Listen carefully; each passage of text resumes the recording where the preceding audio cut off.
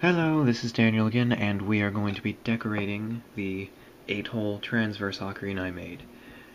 Now, it was ordered to have a serpent design. I've got one going on this one I think looks pretty good, and I'm going to try to put it on the transverse ocarina, so I'm going to start with the head. I'm going to start with the nose. Let's just add a little nose like that. I'm not sure how well this is showing up on the camera. Maybe I could focus the light up a little more. Yeah, like that, maybe? Yeah. Alright, now I'm going to have a hand like this. I'm not cutting too deep into it yet because I want to get an idea of where everything's going to be. And as for the bottom, what did I do with the bottom? Kind of like a round curve. Round curve.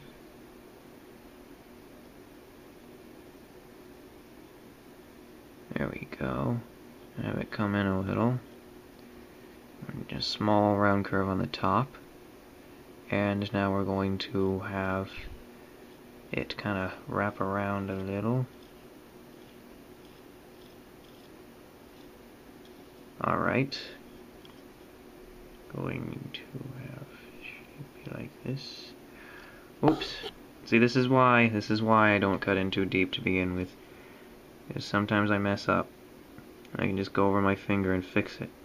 Go over it with my finger and fix it. I'm just going to start getting gradually thinner. Kind of a simple, it's just a simple serpent design, but it'll look good when it's finished, trust me. The idea I'm having is have only the serpent be glazed on the ocarina. Right, I could do a clear glaze on the ocarina, but I kind of like that brown tone it turns when it's finished. There we go. Alright, now that's going to be our serpent. Actually, you know what? No, let's make him a little longer than that. Serpents are long. Alright, let's cover this up. I'm just fixing the little holes I made. Alright, now let's pull this around here. And let me decide where I want it to end. I want it to end right about here. Yeah. Now I can pull this one down. And I would go along with that. There, and its tail's going to end right there. There we go. Alright, now the next step is to go over the same things that we just made, the same pattern we just made, if we like it, which I do, and we're going to push in a lot deeper. Not deep enough so you poke through into the chamber, because, well, that'd be just stupid. You would ruin your ocarina that way. No, just barely enough, somewhere halfway between the top of the clay and the bottom of the clay.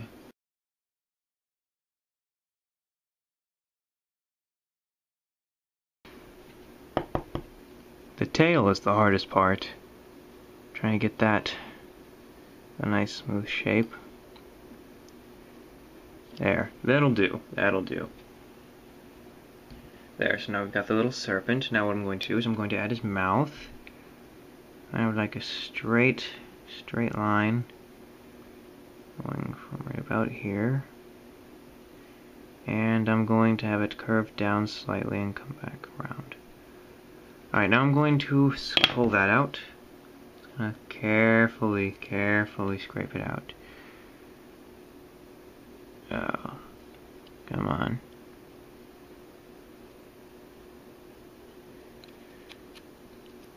There. Almost got it.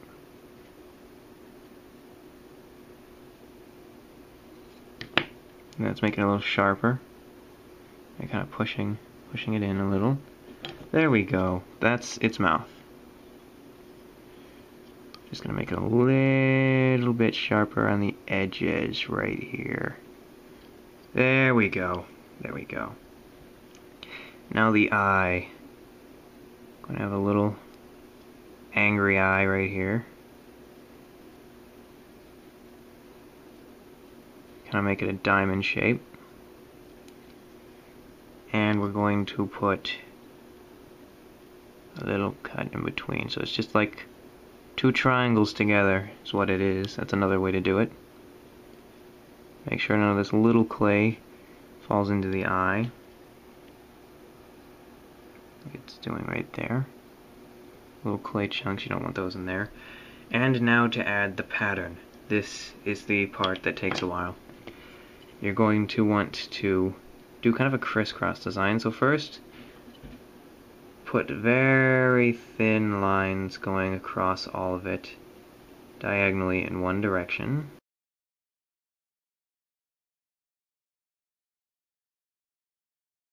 That took about 5 minutes. And now we've got to do it again in the other direction. So kind of do a little checker design on it.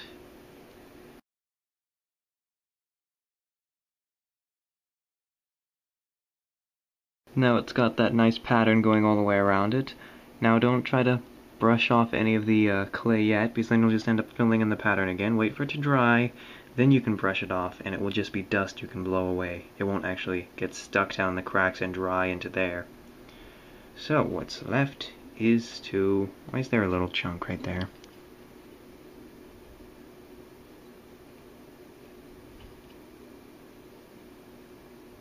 There. What's left is to sign your work, and then you're done. So I'm going to sign mine right here.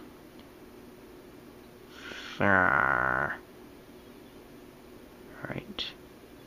Or no, actually this would look a lot better if it was on the very far back side. This isn't one of my Fiend ocarinas. I need to put it somewhere better. Right here would be good. There. See, when I sign my ocarinas, I like to have the little signature in a place that you wouldn't see unless you looked for it. So you're playing it, someone else isn't going to see the signature.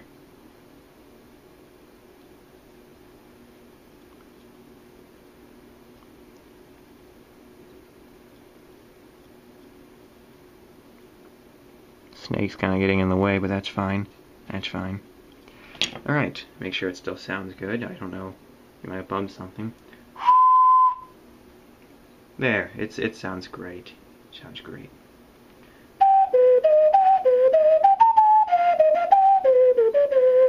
Well, it probably sounds airy, me being this close to the camera, but take my word for it, this sounds great. Alright. Now I guess what's left is to just smooth over little bumps and edges. Just don't smooth over the snake part. And then you're done. Well, other than firing it and glazing it, but that's something completely different. Also, before I end the video, a little shout out to the person who ordered this ocarina. I've got your little 4-hole ocarina finished. Yeah. Here's your little pocket-sized 4-hole one. This is pocket-sized. I mean, this is normal sized. This is pocket-sized. I tried to make a smaller one, but geez, smaller than this, and you're getting into the size limits on how small an ocarina can be, and it's still sounding good. I mean, yeah, it'll fit in a jean pocket. It's perfectly fine. I mean, that compared to the size of my hand, it's a tiny little thing. So, just letting you know, I didn't forget about your 4-hole, and well, your 8-hole is almost done. So that is great. Anyway, thanks for watching, subscribe for more, and that is all for decorating ocarinas. Until next time.